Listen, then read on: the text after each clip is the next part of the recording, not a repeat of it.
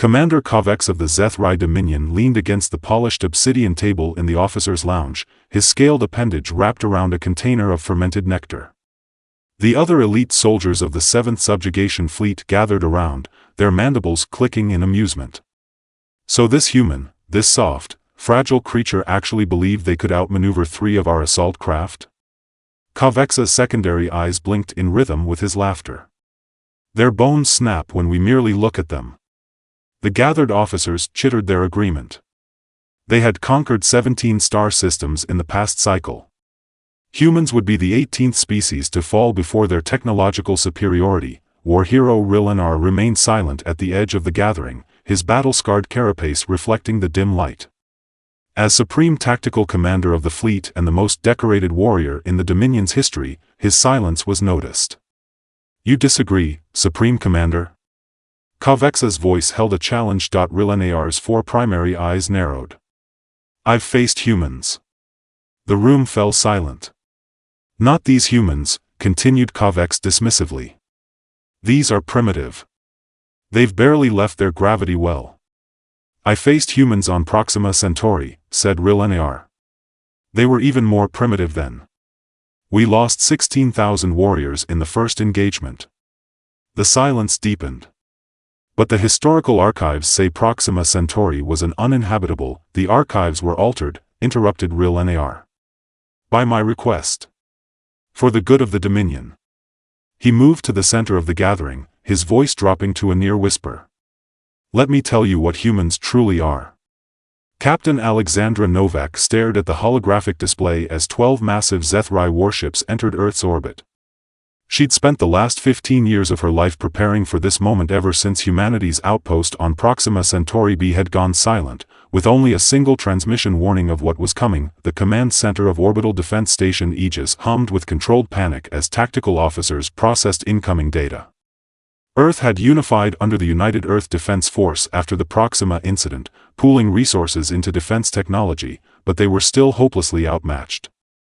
"They're deploying fighters," reported Lieutenant Commander Jackson Chen, his fingers dancing across the tactical display. "Energy signatures indicate weapons charging." "All batteries to defensive positions," Alexandra ordered. "Activate the shield grid." "Ma'am," said Communications Officer Eliza Okari, "we're receiving a transmission from the lead vessel." The main screen flickered to life, revealing the insectoid face of a Zeth'rai commander. Compound eyes glittered above chitinous mandibles. "Humans of Earth," the alien's voice was translated by the AI system, "I am Fleet Commander Kovacs of the Zeth'rai Dominion. Your species has been selected for incorporation into our empire.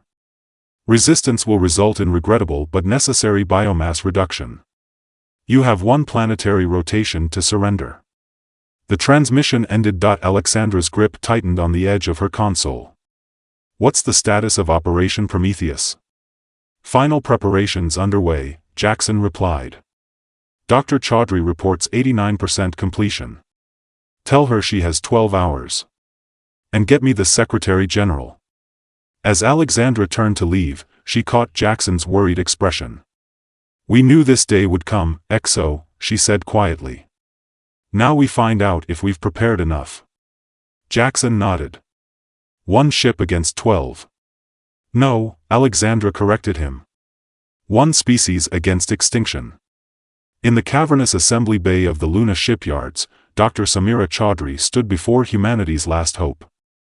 The UEDS Prometheus gleamed under the harsh lights, a sleek predator compared to the bulky Zeth'rai ships. It wasn't bigger. It wasn't even as well armed. But it contained technology the aliens couldn't possibly anticipate. "The reverse-engineered gravity drive is online," reported her assistant, Dr. Marcus Alvarez, his eyes never leaving his tablet. "Shield harmonics are stable." Samira nodded absently, her mind racing through calculations and contingencies. For 15 years, she'd led the team that had studied the wreckage recovered from Proxima Centauri. 15 years of bleeding-edge research, trial and error, and sometimes literal blood. Her comm unit chimed. "Chaudhry. Doctor, this is Captain Novak. The timetable has accelerated. The Prometheus needs to be ready in 12 hours. Samira closed her eyes briefly. We need at least 24 for final calibrations of the "we don't have 24, Doctor." The Zeth'rai have begun deploying ground forces in uninhabited areas. They're establishing beachheads. Samira's jaw tightened. Understood. We'll be ready. She turned to her team, who had all stopped to listen to the exchange. You heard the captain. Accelerate all final checks. Skip non-essentials. I want the neural interface at full capacity within 6 hours. As her team scrambled to comply, Samira approached the heart of the Prometheus, a chamber containing a pilot's chair surrounded by a spherical array of neural sensors. Marcus joined her. The interface has never been tested at full capacity. We don't know if a human mind can handle the input. It has to, Samira replied. Otherwise, in about 36 hours, there won't be any human minds left to worry about it. Ril'Nar paced the command deck of the Dominion flagship, his exoskeleton clicking against the metallic floor. The initial deployment was proceeding as expected. Earth's primitive defensive systems had managed to destroy a few scout ships, but nothing that threatened the overall mission. Supreme Commander, said his second-in-command, Commander Kovacs requests permission to begin the second phase of the invasion. His forces have established 3 primary beachheads. Denied, Ril'Nar replied without hesitation. The humans are being too passive. With respect, isn't that beneficial to our operation?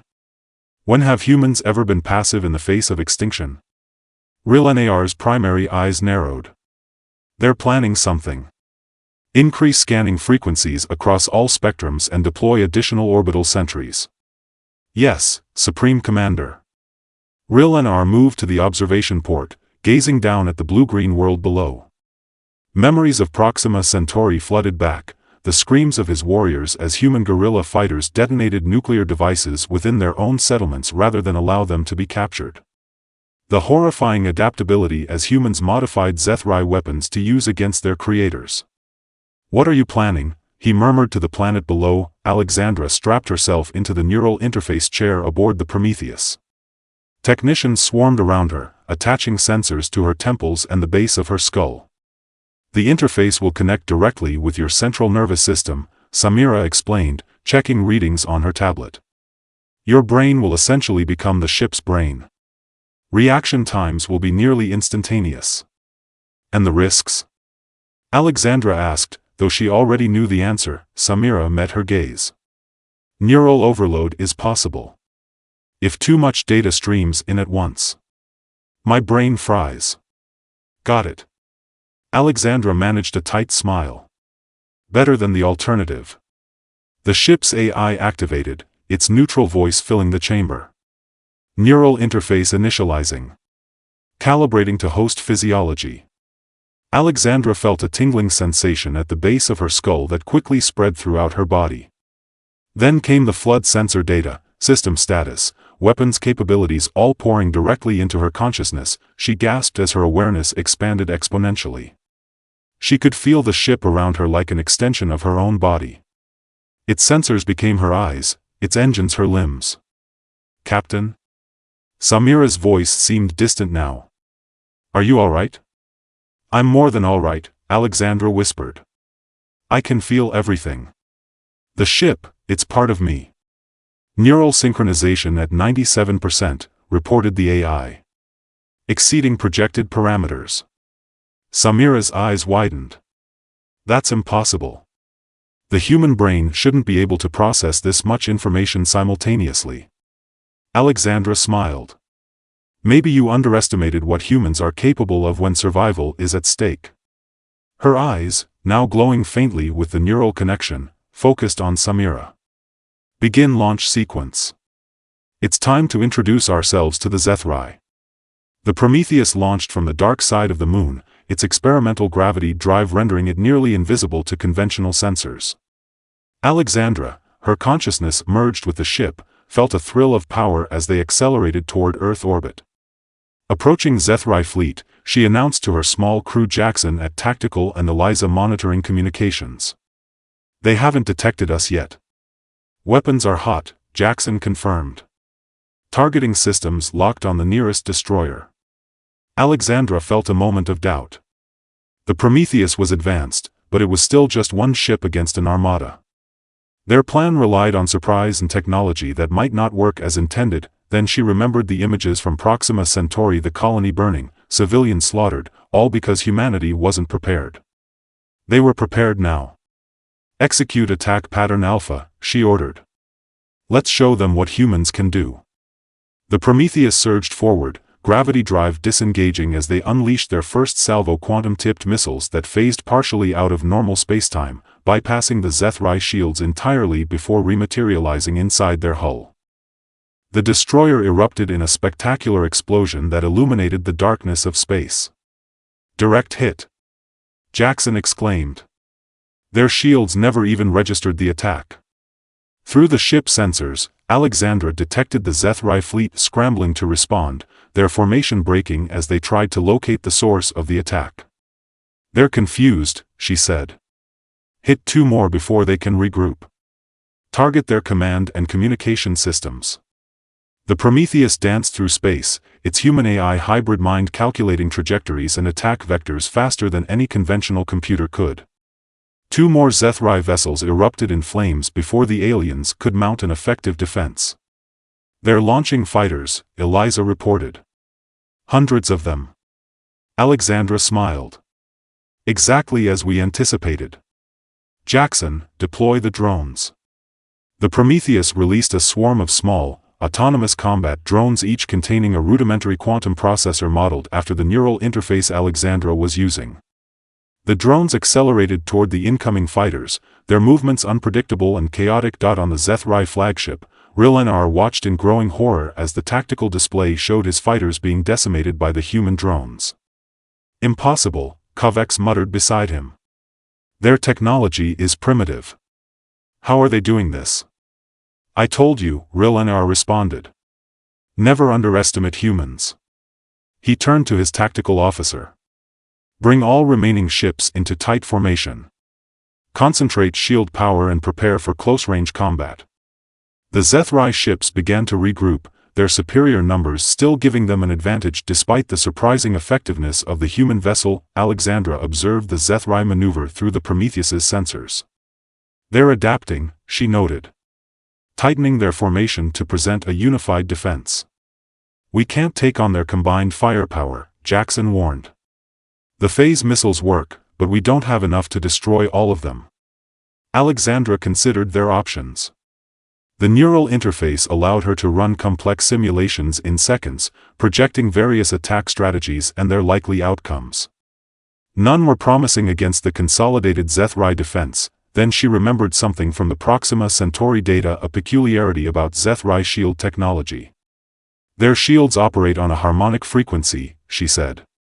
If we can determine the exact frequency and hit it with a concentrated energy pulse, we could create a cascading failure across all ships in the formation. Samira's voice came through the comm system from Luna Base, where she was monitoring the battle. But Captain, calculating that frequency would require analyzing their shield emissions in real time while under fire. The neural interface can handle it, Alexandra replied confidently. Eliza, I need you to divert all non-essential power to our sensors and the main deflector array. What are you planning? Jackson asked. Something they won't expect. Alexandra closed her eyes, diving deeper into the ship's systems. Bring us in closer to their formation. I need clear sensor readings of their shield harmonics. The Prometheus accelerated toward the Zeth'rai fleet, weathering increasing fire as it approached. Through the neural link, Alexandra felt each impact against the shields as if they were hitting her own body, but she pushed through the pain, focusing on the sensor data pouring in. Shield harmonics identified, she announced after several tense minutes. Preparing energy pulse. The Prometheus's main deflector began to glow as it channeled massive amounts of energy, calibrated precisely to the frequency Alexandra had identified. Shields down to 38%, Jackson warned. We can't take much more of this. Almost there, Alexandra gritted out, sweat beading on her forehead as she channeled more power to the deflector. On the Zeth'rai flagship, alarms blared as sensors detected the energy buildup on the human vessel. They're preparing some kind of energy weapon, reported the tactical officer. Ril'Nar's compound eyes widened in sudden understanding. Break formation. Break. His order came too late. The Prometheus released its energy pulse, a concentrated beam that struck the nearest Zeth'rai cruiser. Instead of exploding, the ship's shields began to vibrate visibly, the energy cascading from one vessel to the next through their linked shield network. One by one, the Zeth'rai ship's shields collapsed, leaving them vulnerable. Now, Jackson. Alexandra commanded. All remaining missiles, fire. The Prometheus launched its arsenal, each missile finding its mark against the now defenseless alien vessels. Explosions blossomed across space as ship after ship was crippled or destroyed. When the chaos subsided, only the Zeth'rai flagship remained operational, its systems damaged but intact. It had managed to disconnect from the shield network just in time to avoid complete failure. Alexandra could feel the Prometheus's system straining. The neural interface was pulling more energy than anticipated, and she could feel a burning sensation spreading from the base of her skull. Warning signals flashed across her consciousness. The interface was becoming unstable. "Captain, your neural patterns are fluctuating," Samira's concerned voice came through. "You need to disengage before the system overloads." "Not yet," Alexandra responded, focusing on the remaining Zeth'rai vessel. "We still have one more ship to deal with." On the damaged flagship, Ril'Nar stared at the tactical display in disbelief. 8 of his ships destroyed, 3 crippled beyond repair, all from a single human vessel. "How?"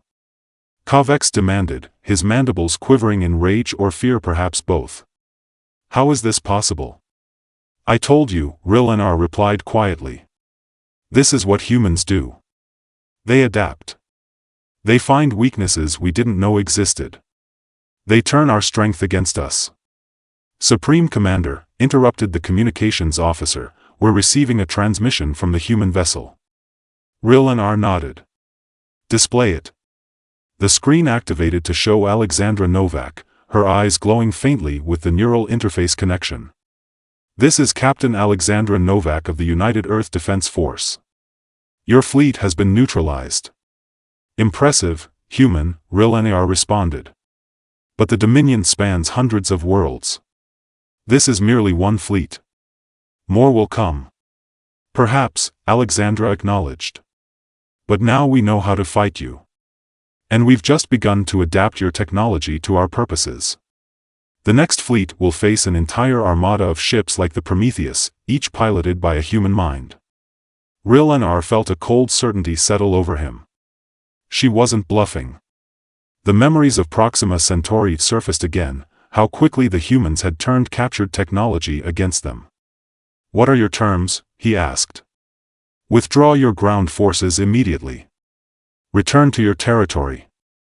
Acknowledge Earth and all human colonies as sovereign and off-limits to the Dominion." "And if we refuse?" Alexandra's glowing eyes narrowed. "Then we'll be forced to demonstrate what happens when humans decide to take the fight to you instead of merely defending our own territory." The threat hung in the silence between them. Ril'Nar had no doubt she meant every word. "I will convey your terms to the Dominion Council," he finally said. "A formal response will follow. But I will withdraw my remaining forces from your system immediately." Alexandra nodded. "A wise decision. We'll be monitoring your departure." As the transmission ended, Kovacs turned to Ril'Nar in disbelief. "We're retreating? Before these primitives?" "They are not primitives," Ril'Nar replied sharply. "That is precisely what I've been trying to tell you. In all my cycles of combat, I have never encountered a species like humans." He moved to the observation port, looking out at the Prometheus hovering against the backdrop of Earth. "The Dominion conquers through superior technology and overwhelming force. But humans conquer through sheer determination and adaptability. They looked at our technology and in mere rotations improved upon designs that took us generations to perfect." Ril'Nar turned back to his shocked officers. "We will withdraw. And I will recommend to the Council that humanity be classified as a sovereign threat. Not to be engaged without overwhelming force." "They're just one planet," Kovacs protested. "For now," Ril'Nar replied. "But mark my words, within a generation, they will be among the stars in force. And the galaxy will never be the same. Aboard the Prometheus, Alexandra's vision began to blur as the neural interface approached critical overload. She had maintained the connection far longer than was safe, and her body was paying the price. "Captain, you need to disengage now," Jackson urged, his face lined with concern. "Your neural patterns are becoming erratic." "Not until they're gone," Alexandra managed through gritted teeth. Through the ship sensors, she watched as the remaining Zeth'rai vessels limped into formation and began accelerating away from Earth. "They're leaving orbit," Eliza confirmed. "Ground forces are withdrawing as well." Alexandra finally allowed herself to relax. Disengage neural interface. The connection severed, plunging her into darkness as her consciousness contracted back into her body. The sudden absence of the ship's sensory input was jarring, leaving her feeling blind and diminished. When she opened her eyes, her vision was normal again, the glow fading. Jackson and Eliza stood over her, relief evident on their faces. "Did it work?" she asked weakly. "Like a charm," Jackson replied with a grin. "You scared the hell out of them. And possibly damaged your neural pathways in the process," came Samira's stern voice over the comm. "Get back to Luna Base immediately for medical evaluation." As the Prometheus set course for the moon, Alexandra gazed out at the receding Zeth'rai fleet. "They'll be back," she murmured. "Maybe not tomorrow or next year, but eventually. And we'll be ready," Jackson assured her. "The neural interface works. We can replicate it, improve it. Build more ships." Alexandra nodded, a determined smile forming on her lips. "Next time, we won't just defend Earth. Next time, we'll show them what humanity is truly capable of." 3 months later, Ril'Nar stood before the Dominion High Council, his battle-scarred carapace adorned with the symbols of his rank and achievements. The circular chamber was filled with the most powerful members of Zeth'rai society, their collective gaze fixed upon him.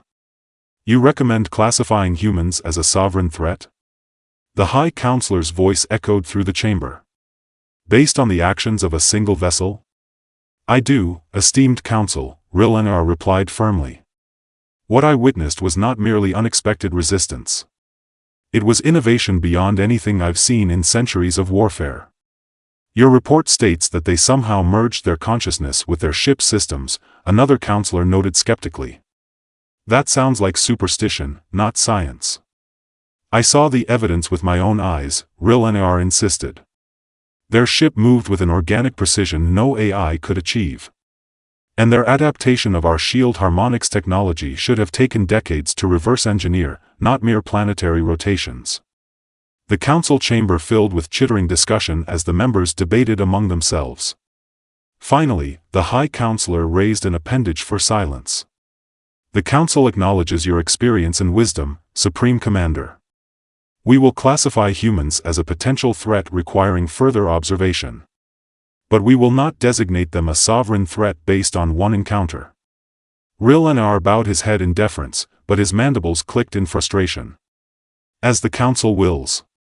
I only ask that any future expeditions to human space be approached with extreme caution." "Noted, Supreme Commander. You are dismissed." As Ril'Nar left the chamber, he found Kovex waiting outside, his posture subdued compared to his previous arrogance. "They didn't believe you," Kovex observed. "They believe enough to exercise caution," Ril'Nar replied. "For now, that will have to suffice." "And the humans?" Ril'Nar's compound eyes gleamed with an emotion rare among the Zeth'rai, respect mingled with apprehension. "They will continue to evolve, adapt, and prepare. And when next our species meet in battle..." He paused. "I am not certain who will emerge victorious." On Earth, Alexandra stood before the United Earth Defense Council, her formal uniform adorned with the newly created medal for her actions against the Zeth'rai. Her recovery had been difficult. The neural interface had indeed caused damage, but Samira's team had developed treatments that had restored most of her functionality. "The Prometheus project has proven more successful than we could have anticipated," she reported. "Dr. Chaudhry's team has already improved the neural interface to reduce the biological strain, and production of 5 additional vessels is underway." And the Zeth'rai? Asked the Secretary General.